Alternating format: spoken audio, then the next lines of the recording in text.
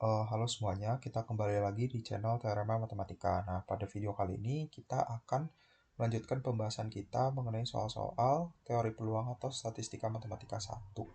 Nah, eh, di video sebelumnya udah dibahas mengenai nomor 1 dan nomor 2 ya. Sekarang kita langsung ke soal nomor 3. Nah, langsung ke soalnya aja. Jadi, misalkan X itu adalah suatu peubah acak dengan fungsi distribusi sebagai berikut. Ya, fungsi distribusinya kalau X-nya itu kurang dari 0, ya, dia bernilai 0. Kalau X-nya itu di antara 0 dan 2, tapi 0-nya masuk, itu bernilai X per 8. Kalau X-nya di antara 2 dan 4, tapi 2-nya masuk, itu bernilai X kuadrat per 16. Kalau X-nya itu lebih besar atau sama dengan 4, itu dia bernilai 1. Ya. Pertanyaannya yang pertama, apakah X suatu peubah acak diskret atau kontinu? Jelaskan. Nah, di sini pertama kita harus lihat dulu ya. Kalau di sini tuh kita perhatikan nih.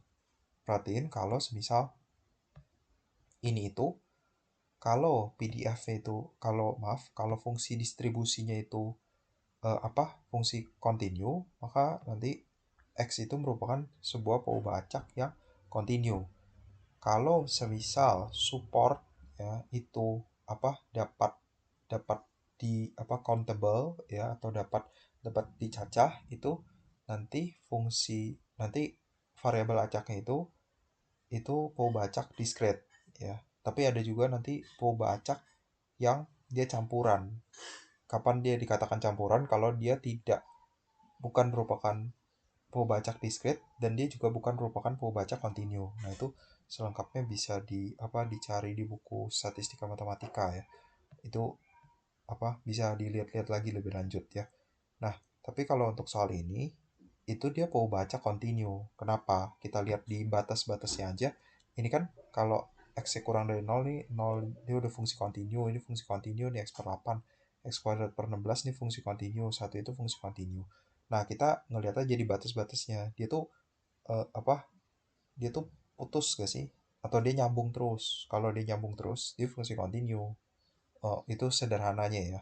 Jadi di sini kita ngelihat titik-titik patahannya. Jadi di sini di 0 ya. Ini 0 minus itu maksudnya dari kiri. Jadi kalau dari kiri itu maksudnya limit ketika dia menuju 0 dari kiri gitu. Jadi ketika menuju 0 dari kiri kan nilainya 0. Tapi ketika di F0 itu nilainya kan 0 bagi 8 kan 0. Maka yang ini nomor satu ini benar. Nah, cek juga untuk 2 ya, ternyata dari kirinya itu kan nanti 2 per 8 is per 4. Nah, dari kanannya itu berarti kan yang ini F4.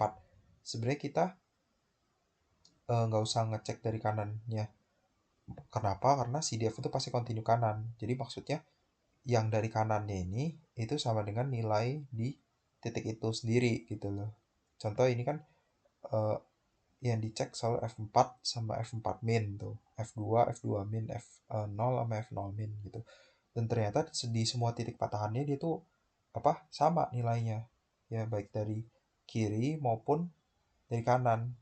Yang dari kanan itu nilai fungsinya itu sendiri. Itu udah pasti sama karena CDF itu memiliki syarat bahwa dia tuh pasti kontinu kanan ya.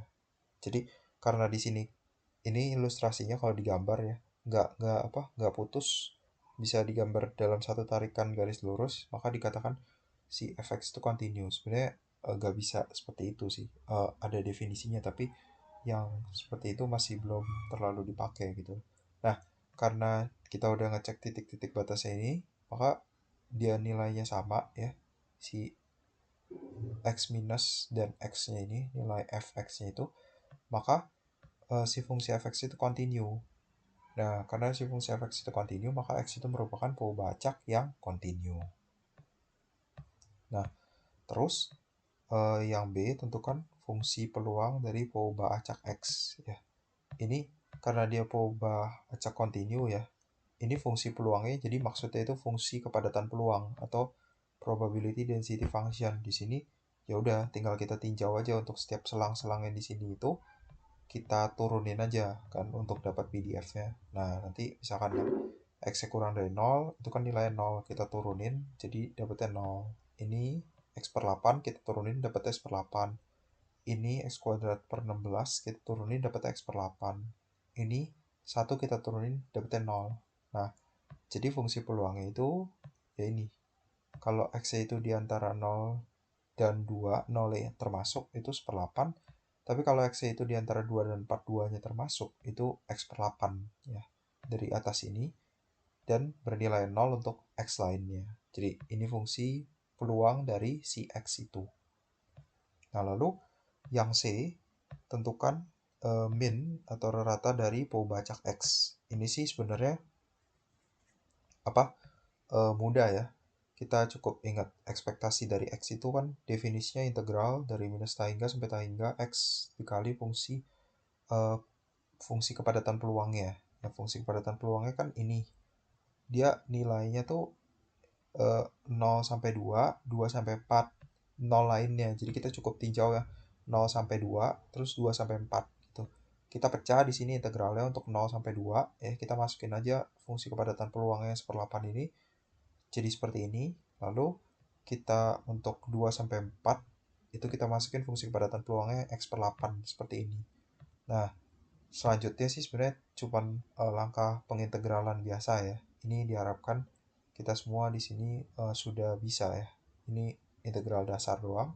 Sehingga nanti dapat akhirnya ekspektasi X-nya itu 31 per 12. Jadi min dari X itu 31 per 12. Nah, untuk yang D, tentukan variansi dari X. Ini kita perlu cari ekspektasi X kuadrat dulu. Jadi, sama kayak tadi ya, mirip ya. Ini integral dari minus tahingga sampai tahingga X kuadrat dikali fungsi kepadatan peluangnya. Di sini kita juga pecah karena fungsi kepadatan peluangnya beda nilainya ya, di 0 sampai 2, di 2 sampai 4 ya. Ini sama aja dengan yang tadi, cuman yang tadi X kita sekarang yang pakainya X kuadrat ya. Nanti kita integralkan aja. Ini integralnya integral biasa standar ya. Nanti kita peroleh 47 per 6. Nah, dari ini ekspektasi X dan ekspektasi X kuadrat ini, nanti itu bisa untuk menjawab soal yang nomor D. Menentukan variansi dari Pobacak X. Jadi, kita tahu kalau variansi dari X itu, ini bukan definisi ya, ini rumus ya. Ya, ada di buku atau bisa diturunkan. Itu sama dengan ekspektasi X kuadrat dikurang ekspektasi X yang dikuadratkan. Nah, ekspektasi X kuadrat itu kan 47 per 6 dari yang tadi.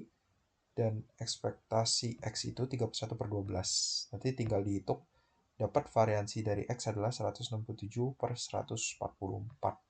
Nah, itu untuk soal nomor 3 ini ya. Saya kira masih tidak susah ya. Sekian. Nanti kita akan lanjut ke soal nomor terakhir yaitu soal nomor 4. Terima kasih.